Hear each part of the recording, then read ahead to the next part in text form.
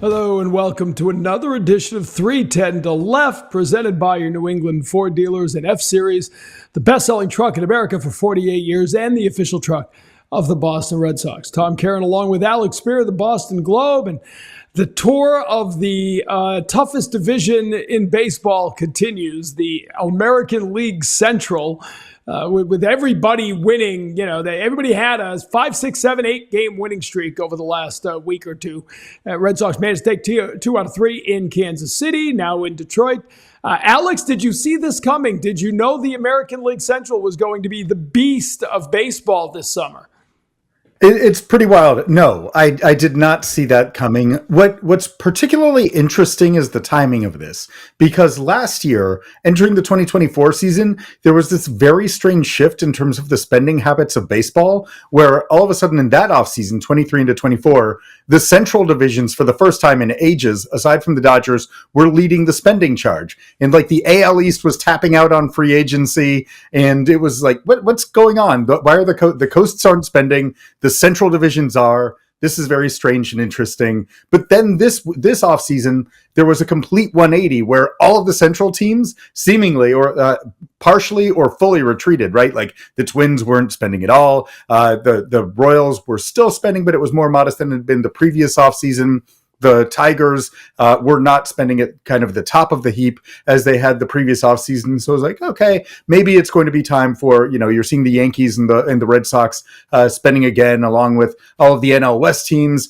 Maybe this is going to be kind of the superpowers reasserting themselves. Nope. It turns out that a lot of that spending by the central teams was anticipatory with like the cores that were coming up. And so now you're seeing the multi-year deals that they had over the course of that offseason, combining with very interesting young talent bases and creating some really interesting dynamics. And the Royals are a fun team to watch. Bobby Witt Jr. is a fun player to watch, and they have some serious pitching to complement him. There's some, and we're going to see some supreme talent on the Tigers as well with Riley Green and Skubal, and there's a lot going on there. There's a lot of there, and so it's unexpectedly fascinating. Yeah, I thought it was a really important and noteworthy series win in Kansas City. You lose that first game in 12 innings. That happening with the maelstrom of the Rafael Devers conversation right before the game, John Henry flying out to Kansas City along with Craig Breslow and Sam Kennedy, and a meeting. And Alex Cora sits down to talk to media an hour and a half later than scheduled. As we had just gotten over the wait for the white smoke at the Vatican. Now we're waiting for Alex Cora to come out of the clubhouse. There was so much drama. It felt like old school Red Sox. This is the kind of stuff that would surround Manny Ramirez and David Ortiz and Pedro Martinez, right? We had drama, good old-fashioned baseball drama. Then you go out, scoreless through 9 innings. You grind in, you take the lead in 11, you lose in 12.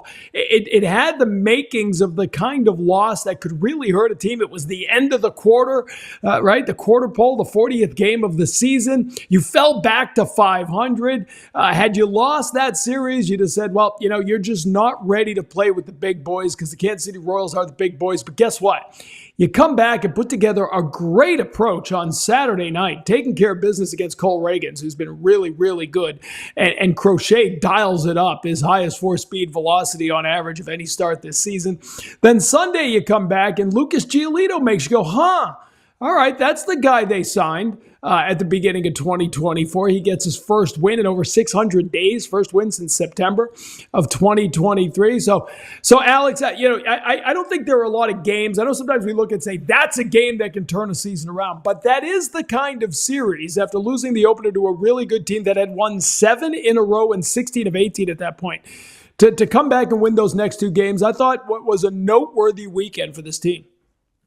Yeah, and particularly, you mentioned the pitching, which has been, the starting pitching has been really quite something that we've seen over the course of the full rotation. This is with Walker Buehler down. This is without Richard Fitz, who had been so impressive as a depth option. The Red Sox are showing the ability to take some punches in their rotation in a way that we have not seen in years, right? Like we've seen injuries be derailments in past seasons, bunch of bullpen games, a little bit of chaos of okay, they're putting someone in who's not really ideally suited for this kind of temporary fill-in starter role. Hunter Dobbins has been excellent.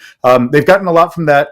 The bullpen still kind of shaky, particularly on the middle relief front. So you talk about that Friday game where they had pitched so well, but they continue to see blown leads or losses coming from Slayton and Whitlock, who are expected to be somewhere in the top four in the pecking order of the top four relievers in their organization. But you're right, like this was significant for them to shed the drama, right? Like losses amplify drama. Drama gets kind of tamped down when you win, and it gets amplified when you lose. And so if they had started stacking more losses following the whole Rafael Devers crisis, and you had Friday become Friday bleeding into Saturday, and again, you're absolutely right. They had a really easy schedule through the first 5 weeks or so of the season.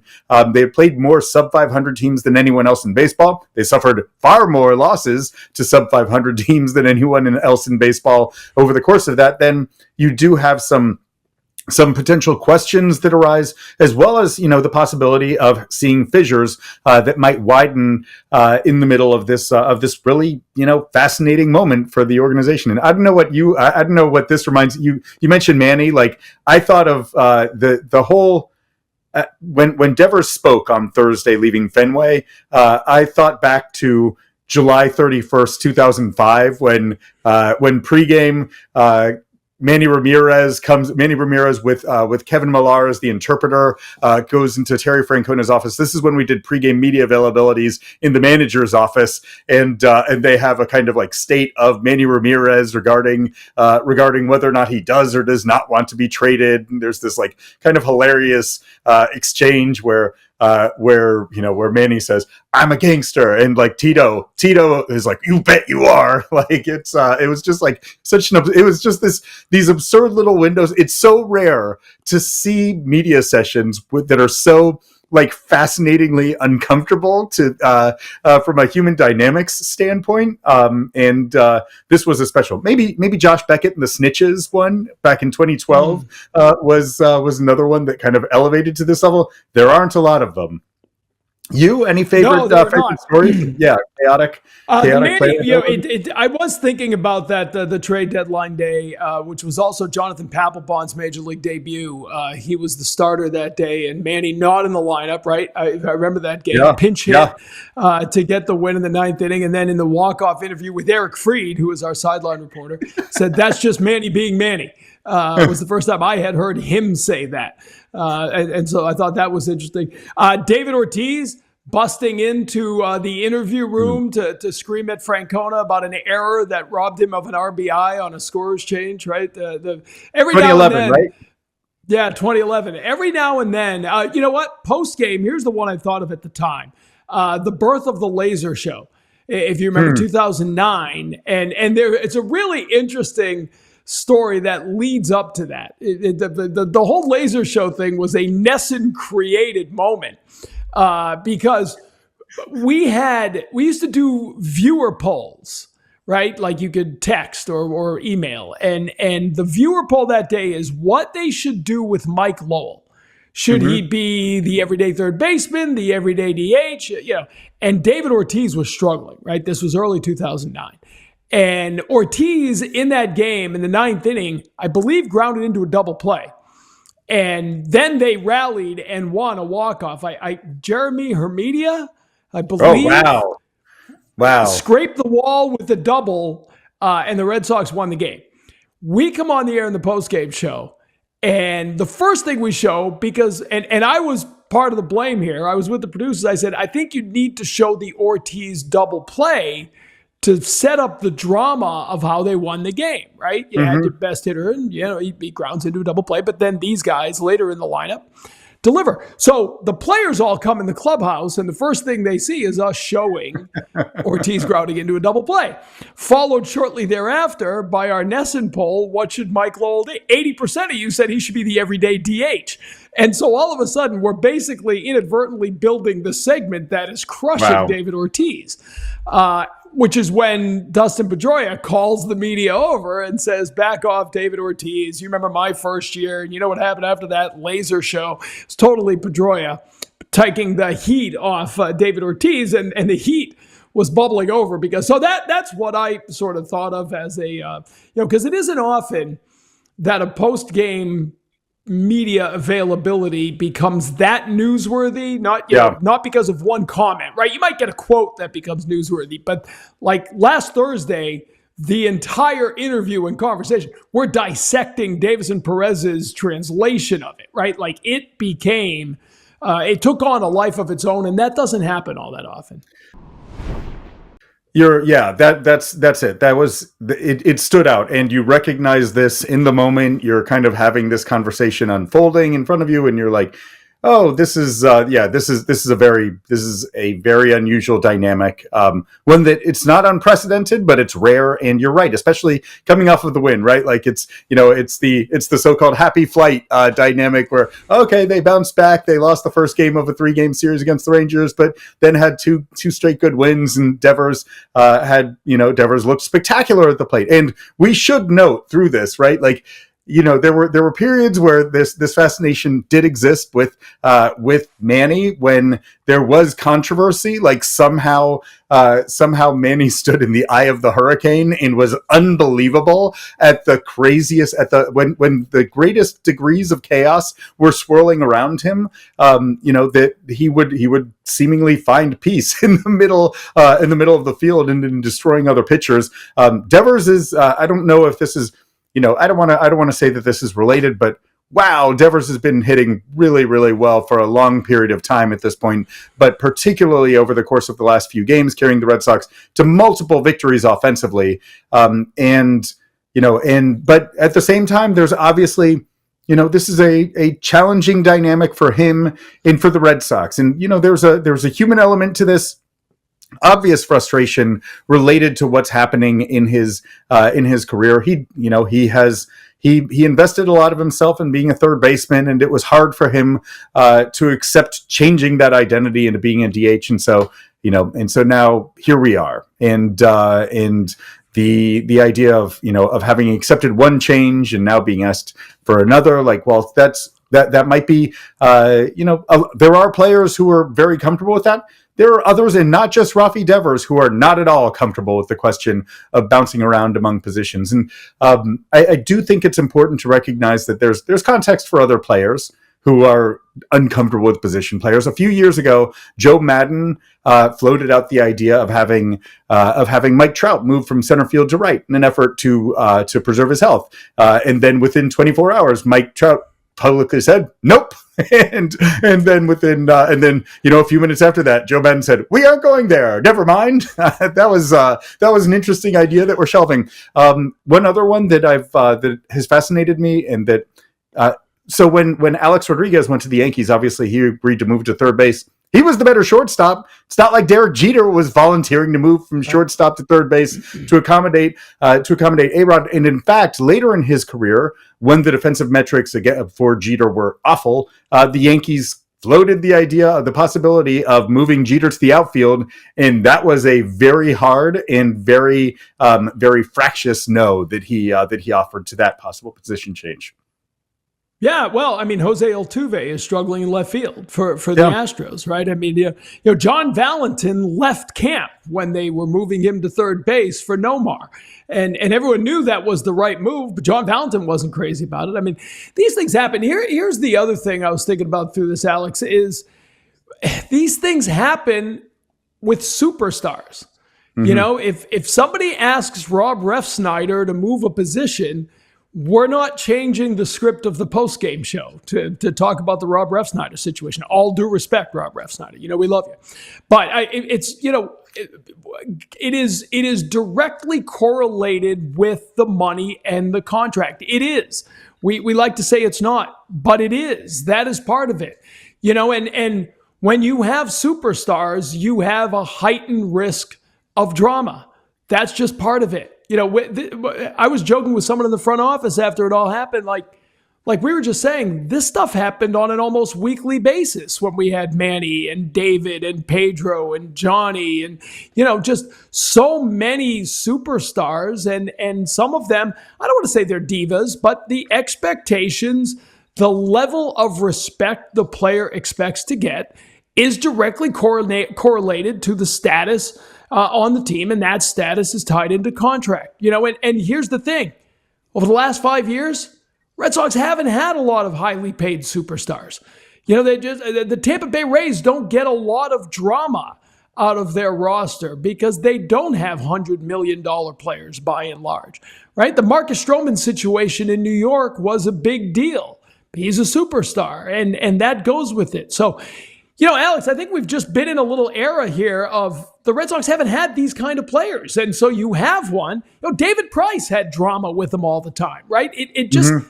It comes. The NBA has drama on a daily basis because they're all highly paid superstars. I mean, that's just the reality. A-list actors bring drama. Character actors don't. And that's the Red Sox. He is an A-list actor on the Boston Red Sox, and that's just part of the package. It's a super interesting point, Tom. And it also happens when you have superstars, when you have enough talent on your roster to force conversations about roles, right? Like, so that's the other part of this. The Red Sox never had to visit the question of third base with Rafael Devers because they didn't have anyone else who was going to challenge his position there. And it was going to be interesting to see what was going to happen in the next couple of years, right? Like, as you have, obviously Marcelo Meyer is getting closer and closer and closer. He's knocking on the door. He is going to be introducing another option into the infield. Campbell's emergence kind of hastened this process in a way that we did not necessarily, that the Red Sox certainly didn't anticipate a year ago, certainly didn't anticipate at the time that they signed Devers to the long-term deal. Although had Meyer remained healthy, then maybe there was going to be an increasing crowd coming if Meyer had remained healthy and would have been an option for this year. But yeah, the addition of both Alex Bregman and Christian Campbell meant that you had a sudden surplus of talented infielders, and that you were taking stock of reshaping exactly what was happening. But to your point, Tom, the Red Sox were always careful about Xander Bogaerts, and when they signed Trevor Story was the second baseman, and they were they wanted to make sure that they were in the process of disrupting their relationship with Bogaerts anyway because of the lowball offer in spring training on the contract extension. But at the same time, they were at least giving him the respect of we aren't going to move you off of short. We want you to be our shortstop. And they didn't have enough in the infield to really force that to a crisis point, whereas the addition of Bregman this year forced that to a crisis point. And there's a lot to unpack in terms of how the Red Sox got to and handled that crisis point, and whether or not, to the point that you raised about superstars, there are a lot of instances of players being given a heads up well in advance, like particularly when it comes to an off-season move of, hey, this is something we're thinking about. It's not necessarily something we're going to do, and it could affect you in this way. We just want to have this conversation now so that it's not a conversation in spring training. And obviously, the timing of the conversation, the fact that for Rafael Devers, the conversation started when the Red Sox signed more or less when the Red Sox signed Alex Bregman, rather than being well in advance of that, even though it seemed like, in retrospect, they were going to get either Bregman or Arenado. There was they were probably going to be moving Rafael Devers off of third base, and probably had understood that there was at least a solid to strong likelihood of that well before the Bregman signing. That obviously has played into this kind of strained communication that we've seen from starting in spring training, and they worked through that. They did work through that over the course of about 3 weeks, when Rafael Devers goes from February 17th saying no when asked if he'll be a DH, to March 13th when he said, I'll do what the team wants. I care about winning, right, and that's what I'm here for. But we're seeing that that didn't just vanish. That history didn't just vanish. He said it in a much higher octave. It was that's one of the best answers I've ever heard. It's interesting. You bring up Xander Bogaerts, and it is interesting, right? Because that's a great example of the respect a player earns, right? Rookie year, Stephen Drew came back. He moved back to third base, right? Like he wasn't, Yeah. and then later in the career, by the way, you it handle it absolutely very differently. him. Right, absolutely. And that was just, okay, you're a minimum wage major league rookie. You do what we ask. 5-6 years ago, that's probably how you handle it with Rafael Devers. Not anymore. Not when he signs his contract. The other part of this, which now gets to our keynote speaker, our interview for the week, is the translation part of it, right? Because that became part of this story. People were trying to listen to the original and listen. Davis and Perez, whoever is thrown in that role in a situation like that, it is a thankless position, right? Imagine trying to listen to a long answer, remember as much of it you can. You're giving out answers as it's happening. The questions are, I can't imagine being in the middle of that. And if you listen to the entire interview, he did a great job. You could take, one answer and look at his exact translation and say, that's not exactly what he said. But then you listen to the follow-up questions and you understand that Davison got it right. He was getting the tone right. But the point being, maybe this isn't as big a story if Rafi Devers is able to handle those questions in English, right? There is a whole other level that these guys have to deal with when they come here and it isn't their native tongue and they have to go through a third. Brayan Bello is who you spoke with, and we'll get to the interview in a second, but let's face it. I think Japanese players come over and baseball gives them a lot more room for that. I think the players who come here from Latin America, we don't give them enough credit for trying to do all this and deal with us and the media on a nightly basis in a language that isn't native to them. That's very difficult. And frankly, we as the media, there's a shortcoming on our end too here, right? Like there are very few bilingual members of the media. And that's been a longstanding frustration of mine. I feel like that's a professional failure of mine, that I'm not at a point where I can have a comfortable conversation with a player whose first language is Spanish, without the benefit of a translator. And, we do not. And as a result of that, I think that it also limits the conversations that we end up having with players from Latin America. And we miss a lot of the experience, the storytelling, the backstories, the understanding of the human being before understanding the player. I think that we're missing out on a lot. And I think that I think we're not the only ones, right? I think you're right, Tom, that baseball as an industry, there is more support to offer to baseball players. We are in a kind of cultural melting pot from baseball, but it's not a melting pot, right? Like it is, there are still resources that can be more difficult to access if your native language is not English. There are I feel like there are not necessarily walls, but there are at least, there are boundaries that exist that are faced by players who are from Latin America that we do not that we don't spend enough time thinking about how to kind of how to lower. And I think that was, for me, that was one of the most striking parts of the Clubhouse, of the Netflix documentary. There's an episode that explores extensively Brayan Bello and the fact that last year he could not bring his wife or his just months old child to the States because of visa issues. And that was shattering for Brayan Bello. And this is something that we had no idea about. This is something that a lot of his teammates didn't have any idea about because there was a language barrier. So the normal casual conversation that might exist between Bello and all of his teammates who would be checking in on him, if his first language were English, wasn't necessarily there. And there were hints of it. There were some players who knew, right? Like Garrett Whitlock at some point is talking to another player and he's like, yeah, he hasn't been able to be with his family all year. And the teammate is like, what? Had no idea, right? And so I think, and that bled into Brayan Bello's performance pretty clearly, I think, over the course of last year. And I think that that's one of the really impactful things that the Netflix documentary explored, was that there are still, I think that baseball experience for players who are coming from Latin America remains different than that of players for whom English is their first language, their primary language, or who are fluent in English. And I think that that's something that we need to be more intentionally mindful of. I don't think there's any doubt about it. I thought it was one of the least talked about takeaways from that Netflix. The Brayan Bello story caught me by surprise, caught a lot of us by surprise. Let's talk about it after the interview. Let's hear from it. That's a great setup. So, Alex, you sat down with Brayan Bello recently to talk about all of this. Here it is, Brayan Bello on 310 to Left, presented by your New England Ford dealers.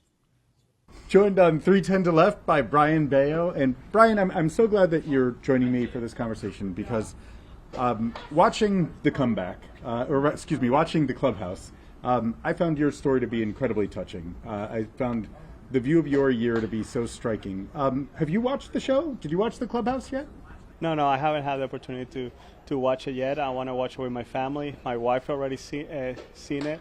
And I feel like it's funny because people talk to me about the series and I haven't even watched it. So, hopefully I can watch it with her when she comes. Well, I thought that the reason why I enjoyed seeing, and I learned so much about you through it, I feel like, in two different aspects. One, to see how competitive, what it's like living inside of a start, and like just that insane competitiveness that exists there. But more significantly for me was learning about your family life and how difficult last year was. And I wonder, last year you were away from you had a newborn baby in 2023, right? Your baby was born in 2023. Yes. You were away from your wife and baby all of last season, or when did you guys actually get to join each other? Yeah, obviously it was a complicated time.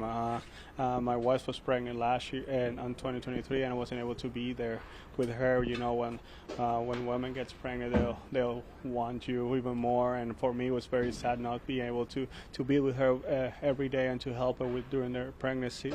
So for me, it was. Obviously, there were some days that I was very homesick and I felt very bad, but I also took that as a motivation to the field.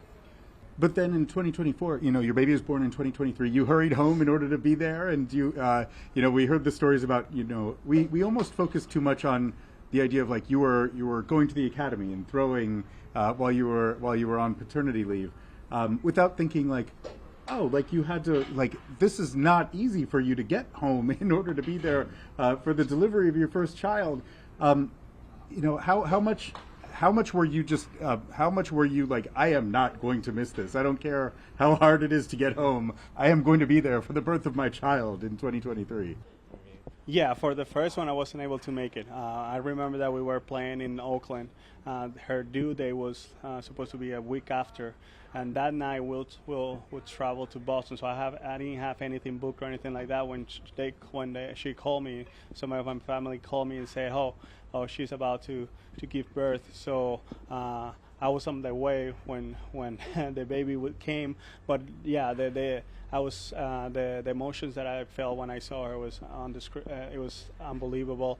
It was the first granddaughter for my mom, from my dad. So it was a very special moment for me and my family. And I'm happy that I was able to make it to see her for sure. How much does your identity change? Like, you worked so hard. We've talked at different times about the path that you had to go through in order to become a major league pitcher. You grew up in Samaná.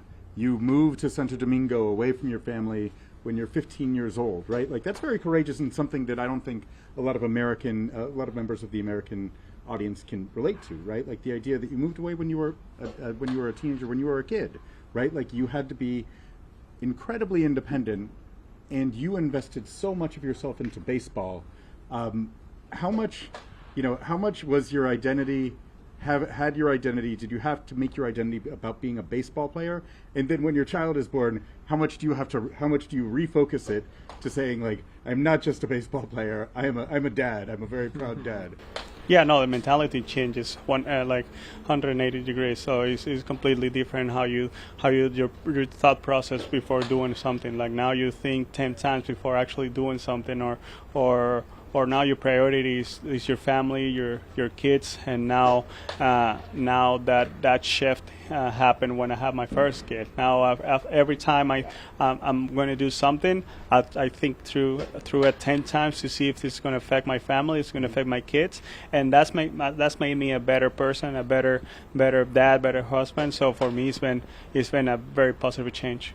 So you're loving being a dad, right? Like, it means the world to you. Like, this is the joy of, like, there's no greater joy in life than having than your family. So that being the case, how difficult was it then? How much was that in your thoughts, in your mind throughout last season when you weren't able to have your wife and your daughter with you? Yeah, there's nothing greater, nothing more beautiful than seeing your kids growing up, and that's something that I missed last year. I saw a lot of the first on video, and those were things that made me sad because I want to be there with them, and that's why this year I did everything possible for them to be here with me and to come here with me, and they've been here already 3 times, so it's already a huge change for me, for them to be able to come whenever they want and not miss those moments anymore, because for me it was a very hard moment to miss those first, that every dad and every dad wants to be there in person. How much did that affect, last year there were times when you struggled, right? Like, I think especially throughout the, in the first half. And that's the documentary kind of focuses on some of those struggles. You got to the other side of that as the season progressed, but when you struggle, does that, how much does the ache of not having your family there, like, is that part of why you're struggling? Does that ache hurt more when you are struggling? Or does the ache hurt? Does it hurt more to not have them there when you're struggling, or are the struggles worse because they are not there? Yeah, obviously it's worse when your family is not here and you struggle. When your family is not here, you go to your home or your place, and then you start thinking over the things that you did wrong, or how you can, or how can you improve that and you keep digging into that hole. That is when you have your family here and you go to your house and you see your kids, it's automatically a smile and their happiness that you're still mad at the ballpark that it didn't go well, but at the same time when you go home you change your mindset. Now it's a family time, and now you focus on them and you leave the work at the ballpark. So yeah, obviously when you struggle and your family's not here, it's worse. And yeah. As reporters, we had no idea that you were dealing with this. It breaks my heart to think that you were going through this, one parent to another, right? Like, I can only imagine the difficulty of that. It was also interesting to see that some members of the Red Sox knew what you were dealing with, and a lot didn't, though. How much do you how much do you balance the extent to which you can allow your personal life, to be known in your professional life? Like, how do you approach sharing this very, this very important part of your life that's missing with your teammates, with your coaches?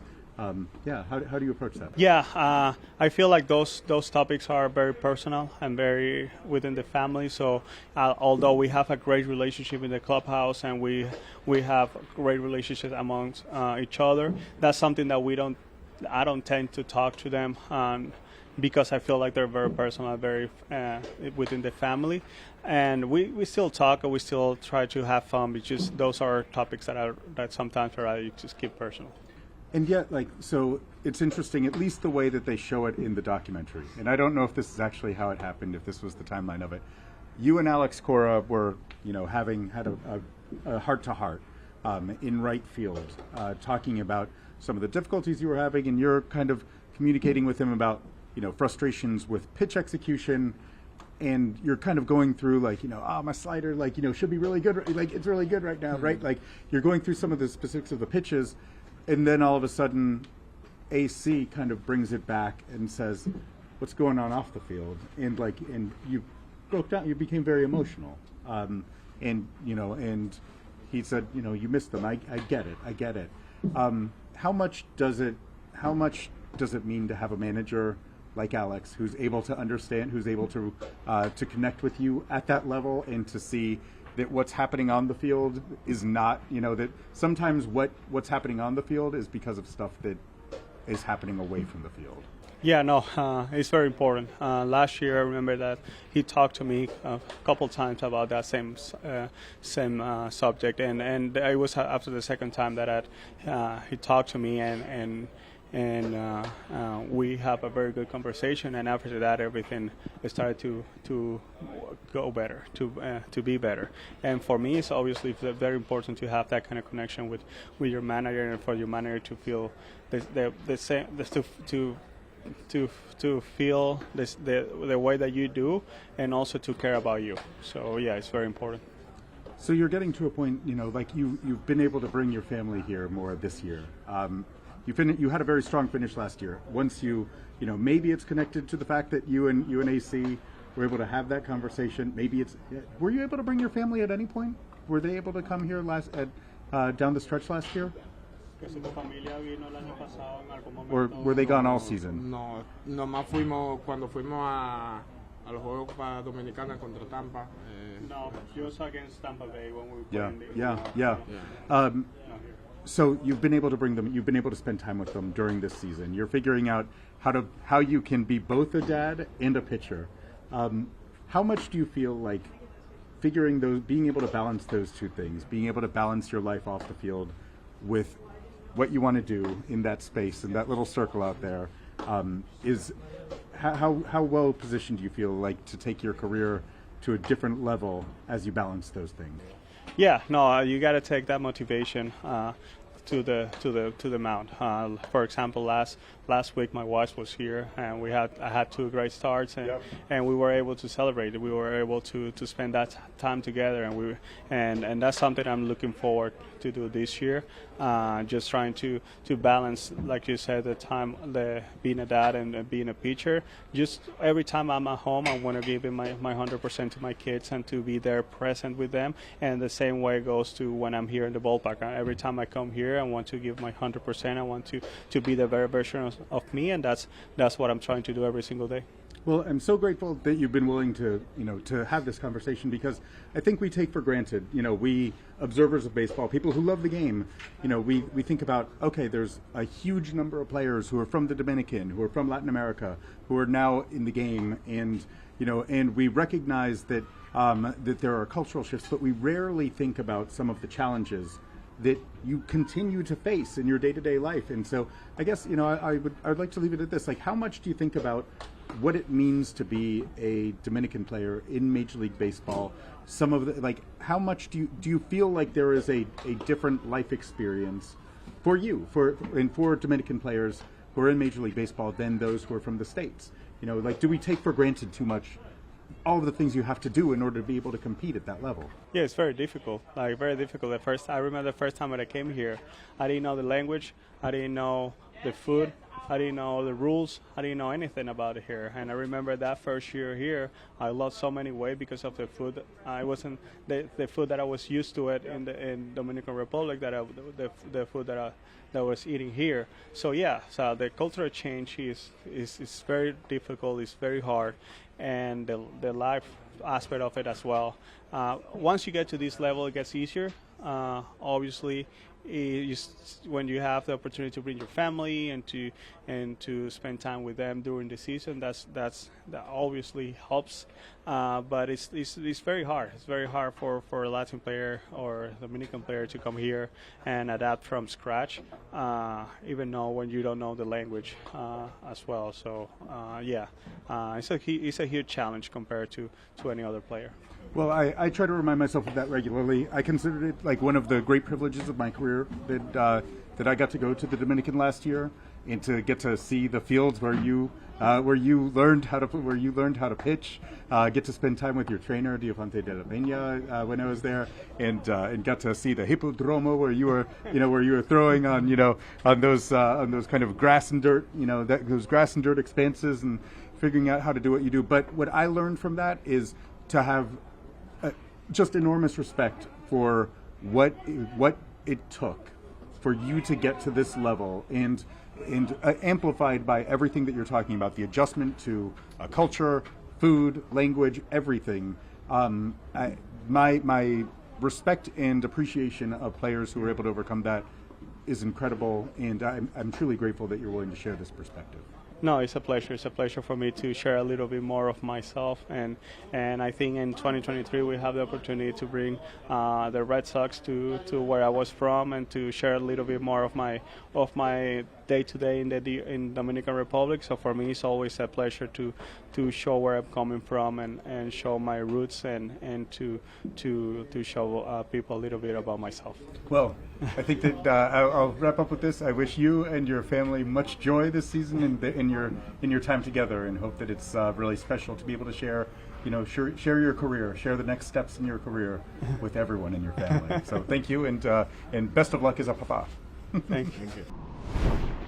Alex, a fascinating conversation, and I think it's going to be interesting to watch Brayan Bello mature before our eyes, right? Grow into the pitcher we think he can be, but also into the person who can handle these type of things. Yeah, I think that it's clear that he's in a different spot in life than he was a year ago. The fact that his family, that he's already made arrangements, he's already had his family here multiple times, and he's going to continue having his being with his family over the course of the season. I think we all understand that, that having some semblance of a work-life balance makes, kind of amplifies both, right? If you feel good about life, then you feel better in your workplace. And I think that is, I think that Brayan Bello is getting to a point where we do see, that he should be in a position to have more emotional stability this year, because he has familial stability this year. That was, that kind of ache that he had away from the field, and the inability to separate himself from some of the outings where he struggled, in part because he felt really lonely, I think has been tamped down to a degree that gives him a chance to have a kind of more solid baseline as a pitcher, where there can be, just overall greater outing to outing stability, because again, there's more life stability. And yeah, there is an element also of maturity, of course. As we grow older, we learn to handle successes and failures in different ways. But there's also just having resources in the form of his family that he did not have throughout the course of the 2024 season, that has a chance to make a real difference for him, on top of being a very talented pitcher. I also think, let's face it, it's a scary time to be an immigrant in America right now. Okay, and you're going to have young minor league players getting an opportunity to move their way up in a very uncertain time. I think this is going to be a strain on team resources. Teams are going to have to get better at providing some of the support you're talking about. Yeah, it's you think about kind of providing mental health resources, and that's been a big conversation throughout baseball. We've talked about it quite a bit since the revelations of Jarren Duran's suicide attempt, and that is a particularly important thing to think about when it comes to making sure that those are available for everyone, right? Like for everyone, regardless of the language that they speak. And yeah, I think that there are, again, it is impossible to separate off-field life challenges from on-field performance. It affects your overall health. It affects how you prepare for games. It affects, it affects your physical abilities when you have mental strains associated with your life. Sleeping habits or fatigue, or, a number of things can be affected by off-field crises. And you're absolutely right, Tom. This is, this will be a very, it will be very interesting to see how a number of players are navigating a time where there is a great deal of uncertainty for people who are not from the States, and there are barriers that are thrown up and that maybe are encountered that are amplified, right? Like the idea of being able to get visas for family members coming over from different countries. Like how is it going to be for players who are Venezuelan to be able to bring their family members over to be with them during the season? I don't know the answer to that question. It seems like a pretty important one to investigate. But these are things that have a real chance to impact the lives and thus the professional careers of a number of players who are in baseball. All right, Red Sox wrapping things up. Bello going Tuesday night tonight in Detroit, and then Scooble on Wednesday against Hunter Dobbins. So you want to make a name for yourself. You got a chance to make a name for yourself as everybody's watching the other pitcher. It is looking right now, Alex, like Friday night at Fenway Park could be Garrett Crochet against Chris Sale as the Atlanta Braves come to town. Wouldn't that be something?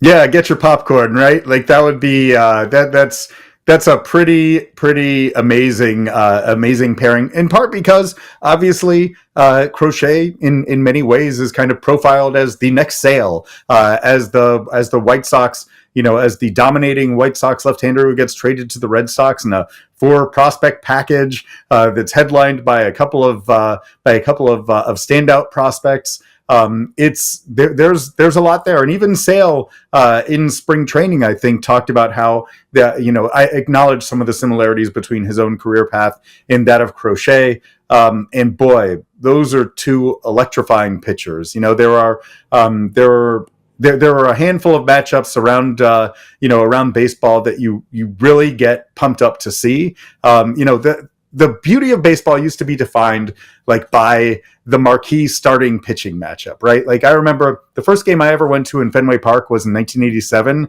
and it was a Saturday afternoon game, and I remember that it was Clemens against Jack Morris. And that was really cool, right? Like, you remember those that caliber of, you want to have elite starting pitchers who are known entering the game, and you hope that they live up to their reputation. So it's pretty exciting that both of those guys harbor elite reputations, stuff that's as good as anyone in their respective leagues, and that after taking a few bumps, Sale in terms of production, Crochet in terms of stuff early in the season, both of them seem to be kind of on a crest right now that could make for a really fun matchup. Yeah, the last game I remember scalping tickets to see at Fenway Park was to see Nolan Ryan in his last start at Fenway Park, right? Like you would, when Pedro Martinez pitched, you circled your calendar, right? That's the old the fever pitch, right? Where you're giving away the tickets, but you're not giving away the Pedro starts. You're trying to map out in August. This should be his rotation. It's getting that way. Although, let's not overlook the fact that it's the return of Alex Verdugo as well. Okay, let's not spend all our time on Chris Sale. Alex Verdugo is coming back. He might be late but he'll be coming back to Fenway Park. Well, there could be some interesting receptions at Fenway Park this weekend, I guess, across the board, to say the least. Yeah, it's just to sort of wrap it up. It does go back to what we talked a little bit about. The Sox are in the gauntlet now. Like this is, you're trying to get your head above water. You're trying to make a little move here and get a few games above 500. I looked up the other day. They were 20-20 at the quarter pole. I'll quiz you, Alex Speier. Unexpected, unanticipated quiz. When is the last, you probably know this because you're stat masters. When is the last time the Red Sox made the playoffs without having a winning record at the 40-game mark? Ooh, this is a very interesting question. I would possibly 17. That's a good guess. It's wrong, but it's a good guess. And I would have, without looking, I would have thought 21, just because that was not expected. No, they were really good at 1967. 1967 was the last time they hit the 40-game pole. They were 20-20, just like this team, and went on to make the playoffs. Now, again, anytime I tweet something like this, it is an expanded playoffs. They have different rules, right? It's easier to make the playoffs now than it was at any of those points. But it's significant, right? Every playoff team going back to 1967 has had a winning record a quarter of the way into the season. This team's got work to do. Yeah, I think it's pretty clear. It was really interesting to hear Alex Bregman during the last homestand talking about how they are still working to build their identity and still getting to know each other. And it feels that way, right? Like it still feels like a team that at no point has had all parts firing. And so they're still trying to assert themselves as being a good team. But right now they're kind of imperfectly aligned pieces of the puzzle. And so, yeah, you're right. Like they have to close ground on that. Because as you pointed out earlier, the AL Central has a depth of talent, and they're going to have, and there's some soft spots in their schedule as well because they get to keep facing the White Sox that mean that you cannot take some of these early season wins for granted because, you know, the wild card, I think the bar for the wild card might be kind of creeping up. I don't know if you're going to see a bunch of 100-win teams in the American League, but it's possible that you're going to be seeing more 88 to 90-win teams. And remember, the Diamondbacks were a very good team last year. They got squeezed out of the playoffs, even though they had a better record than they did when reaching the World Series in 2023. Yeah, and it's a good reminder that these wildcard games, these wildcard matchups, races often come down to the tiebreaker. So you got to win these head-to-head games. That's why, again, that series against Kansas City, really important. You have a winning record right now against Kansas City. All right, great stuff this week, Alex. Great conversation with Brayan Bello. Let's do it again later this week. Yeah, we'll see what controversies you are stirring between now and then, and I'll post-game interview you following those.